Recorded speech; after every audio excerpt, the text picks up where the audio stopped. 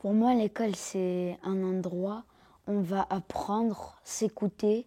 On apprend à respecter ses camarades, on peut se faire des amis. C'est un endroit d'étude pour toute origine, pour tout âge, pour toute nation, pour toute religion, et on doit se sentir en sécurité.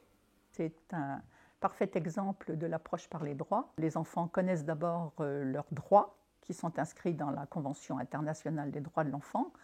Et les enfants de cette école se sont emparés de leurs droits une fois qu'ils les connaissaient. Les enfants, en fait, pratiquent ces droits. Et ils s'en emparent pour justement améliorer l'ambiance, l'atmosphère de l'école. On a des droits qu'on doit tous se respecter, malgré nos différences. Un des objectifs, d'abord, c'était que les enfants s'approprient les valeurs de la Convention internationale des droits des enfants. C'est pour ça que depuis 3 ans, d'ailleurs, on fête l'anniversaire de la CID au sein de l'école, avec les bénévoles de l'UNICEF. On propose donc une journée banalisée qui est consacrée aux droits des enfants. C'est avec 3 objectifs principaux.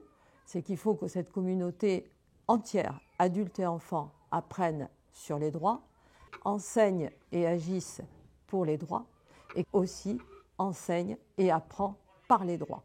Et c'est ces 3 objectifs que la communauté va décider à travers un plan d'action.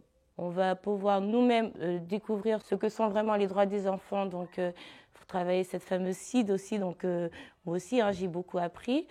Moi, j'ai trouvé vraiment que c'était une ouverture et une opportunité intéressante. Les droits des enfants, c'est... déjà, les enfants ont des droits, comme le droit à l'identité, le droit d'aller à l'école. On a le droit d'être soigné. Le droit de boire de l'eau potable.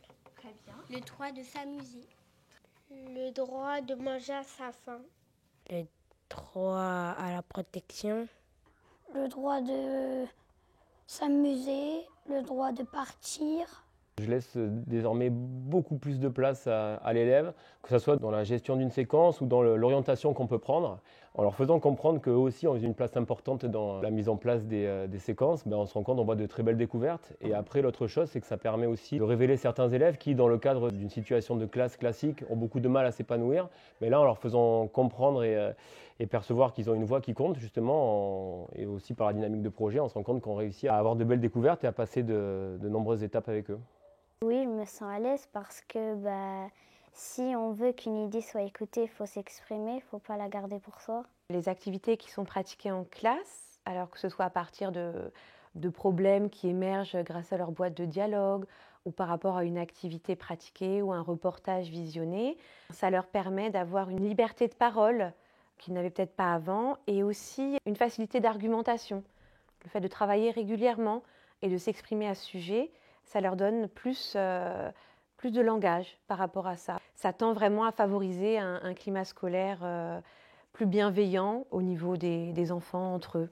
Déjà, nous en sommes à la 2e année dans cette école.